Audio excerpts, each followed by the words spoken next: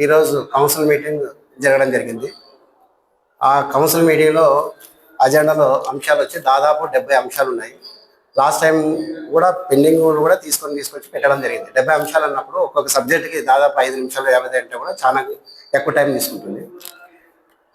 ఆ సబ్జెక్టులు మనం ఈరోజు ఎంతైనా సరే 6 గంటలు అయినా సరే పాస్ చేద్దామని మేము కూడా ఖచ్చితంగా వచ్చేటప్పుడు మేము మాట్లాడుకొని లోపలికి అడుగుపెట్టడం జరిగింది.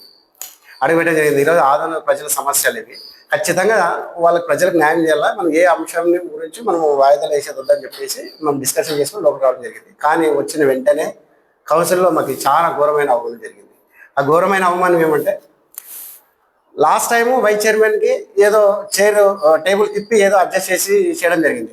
ఈసారి అట్లా కూడా లేకుండా సాధారణమైన కౌన్సిలర్ తోటే కూర్చోబెట్టాలని చెప్పేసి ఆయనకి సీట్ అయిపోయిన సపరేట్ సీటు ఏ లేకుండా జరిగింది. ఎందుకంటే అది కూడా మేము ప్రత్యేకించి భూతద్దున చూడాల్సినంత అవసరం లేదు. గతంలో 36 నెలలు సపరేట్ సీటు ఆయనకు వైస్ చైర్మన్ మన గౌసుబాయికి ఈ నరసింహానికి వేయడం జరిగింది. ఇప్పుడు 4 నెలల నుంచి ఎందుకు వేయడం లేదో మరి అది సొంత రాజకీయమా లేకుంటే కక్ష సాధింపమా లేకుంటే మాకైతే తెలియదు. దాని విషయం పైన అడగడం జరిగింది.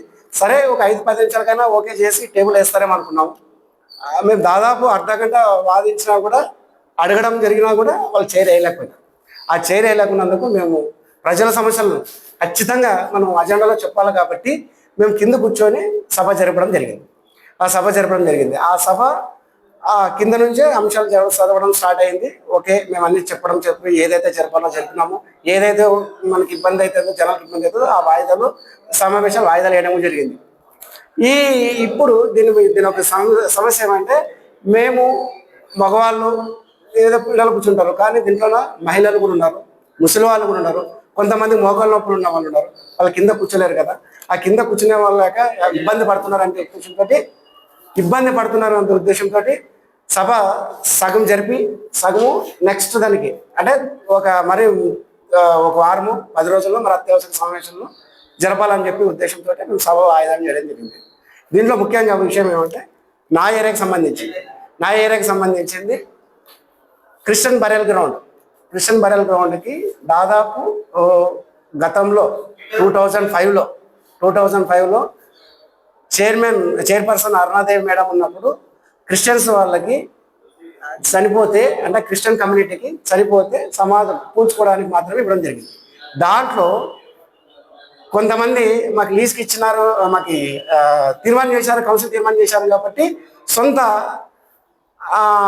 సొంతంగా అనుకోలే, సొంత అధికారంతో వాళ్ళు కొంచెం సెల్ టవర్కి లీజ్కి ఇవ్వడం జరిగింది. సెల్ టవర్ లీజ్కి ఇస్తే ఒక్కసారి వాళ్ళు సెల్ టవర్ ఇచ్చినారంటే వాళ్ళు అట్లా పాతికెళ్ళిపోతారు. వాళ్ళు దాన్ని తీయడానికి ముందుకు రారు. అందుకే మన మున్సిపాలిటీలోన సెల్ టవర్ కానీ వేరే వాళ్ళకి కానీ లీజ్కి ఇవ్వడానికి అనర్హులు, అంటే ఇవ్వకూడదు. అది ఒక మనం దేనికైతే ఇచ్చింటామో అదే చేయాలి. సపరేట్ లీజులకి ఇచ్చేపట్టయితే వేరే ప్రైవేట్ వాళ్ళు వస్తారు, మాకు ముందు అయిన ఒక 1/2 ఎకరం ఒక 20 సెంట్లు మాకు లీజ్కి వెళ్ళగలుగుతాం. కానీ అది తప్పు. అది ఎందుకంటే సెల్ టవర్ తీయాలనే ఉద్దేశంతో మేము కూడా కౌన్సిల్లో చెప్పడం జరిగింది. చైర్పర్సన్ గారు, తర్వాత కమిషనర్, ఎంఈడి అందరూ దానికి ఆన్సర్ చేయడం జరిగింది. దాని విషయం పైన సబ్జెక్ట్ మాట్లాడినాము, అది ఓకే అయిపోయింది. కాకపోతే ఏదేమైనా మా కౌన్సిలర్లకి, మా వైస్ చైర్మన్ గారికి అవమానాలు జరిగినా కూడా మన సబ్జెక్టులు అయితే కొన్ని ఆమోదం తెలపడం జరిగింది.